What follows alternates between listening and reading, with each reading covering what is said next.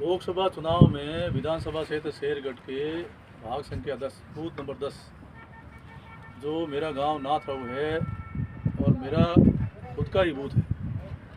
मुझे सूचना मिली थी कि मतदान 7 बजे शुरू हुआ था और 7 बजे जब मतदान शुरू हुआ तो उस समय हमारे मतदान क्षेत्र की मातृशक्ति महिलाओं जब वोट देने के लिए जा रही थी तो उनको मुख्य गेट पर रोका जा रहा था और वहाँ के सुरक्षा कर्मी ने प्रत्येक महिला मतदाता का घूंघट उठा करके और उनका जो आइडेंटिफिकेशन आधार कार्ड था उसका वो मिलान कर रहे थे। और वैसे आइडेंटिफिकेशन के लिए 16 पहचान पत्र होते हैं, लेकिन उनका हम 16 पहचान पत्र नहीं मानेंगे, केवल आधार कार्ड मानेंगे। तो जो आधार कार्ड नहीं लाए और दूसरे पहचान पत्र लाए उनको भी वापस भेजा, और जो आधार कार्ड लाए उनका महिलाओं का घूंघट ऊपर करके आधार कार्ड से मिलान कर रहे थे वो सुरक्षाकर्मी। तो महिलाओं ने कहा भाई ये हमारा जो आधार कार्ड है धुंधला है, लेकिन है आधार कार्ड हमारा, और हमारे यहाँ परंपरा रही है, संस्कृति रही है कि हम हमारा घूंघट रखते हैं, ये हमारे सम्मान का प्रतीक है, इसलिए हम घूंघट नहीं उठाएंगे। उनके मना करने पर उनके साथ दुरार किया गया और इस प्रकार से जो सुरक्षा कर्मी होते हैं जो वो केवल मात्र कानून व्यवस्था के लिए और सुरक्षा के लिए होते हैं। इस प्रकार से आधार कार्ड और पहचान पत्र पूछने का उनका कोई ड्यूटी में नहीं आता है, वो तो पीठासीन अधिकारी करते हैं, लेकिन उनको वापस भेजा गया। ऐसी 50-60 महिलाओं को भेज दिया गया, कुछ मतदाताओं को भेज दिया गया। तो इसे आम मतदाताओं में गुस्सा था और 7 से 11 बजे के बीच केवल मात्र 10% मतदान ही हुआ था, क्योंकि ये मतदान मेरा है। तो वहाँ पर मत प्रतिशत कम हो, इसलिए एक ऐसी साजिश भी थी कि डराया जाए, धमकाया जाए, बंदूकें दिखाई जाए और यहाँ कम से कम मतदान हो। तो जब वो मतदाता गुस्से हो गए तो गुस्से में सारे मतदाताओं ने मतदान का बहिष्कार किया। बहिष्कार करने के बाद मेरे पास वहाँ के मतदाताओं का फ़ोन आया कि मतदान का बहिष्कार हो गया है। तो मैंने वहाँ उस अधिकारी, वहाँ के DYSP है, एडिल SP है, उनको फ़ोन किया। तो उन्होंने जाकर के उस सुरक्षाकर्मी को समझाया।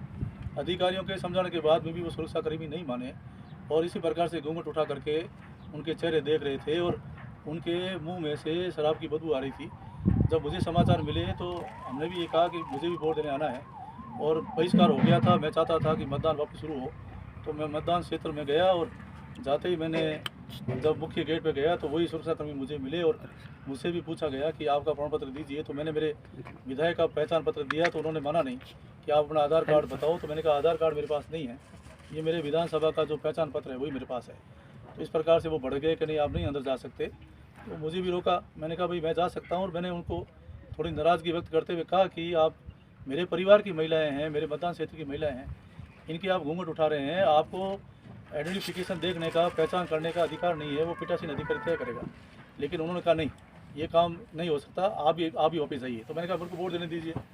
थोड़ी बहस हुई और बहस होती उन्होंने मेरे सामने बंदूक तान दी, और बंदूक तानी तो मैंने थोड़ी नाराज़गी जताई। बस इतना सा वाक़या था, इससे ज़्यादा कुछ नहीं था। और इसको जो सोशल मीडिया पे चल रहा है, मैं ये चाहता हूँ कि जो वाक़या वहाँ पे हुआ है, अगर किसी को भी इस वाक़ये से ठेस पहुँची है तो मैं क्षमा प्रार्थी हूँ और क्षमा मांगता हूँ, माफ़ी मांगता हूँ कि मेरी कोई ऐसी सोच नहीं थी।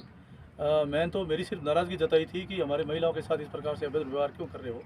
इस प्रकार से महिलाएँ नाराज़ हो रही थी, तो महिलाओं ने सारी जानकारी दी है। और मैं ये मानता हूँ कि पूरे हिंदुस्तान में विधानसभा क्षेत्र शेरगढ़ गौरव सेनानियों का विधानसभा क्षेत्र रहा है और सबसे ज़्यादा सैनिक कहीं हैं तो विधानसभा में हैं। मेरे दादू साहब भी फ़ौज में रहे हैं, मेरे 2 काकू साहब फ़ौज में रहे हैं।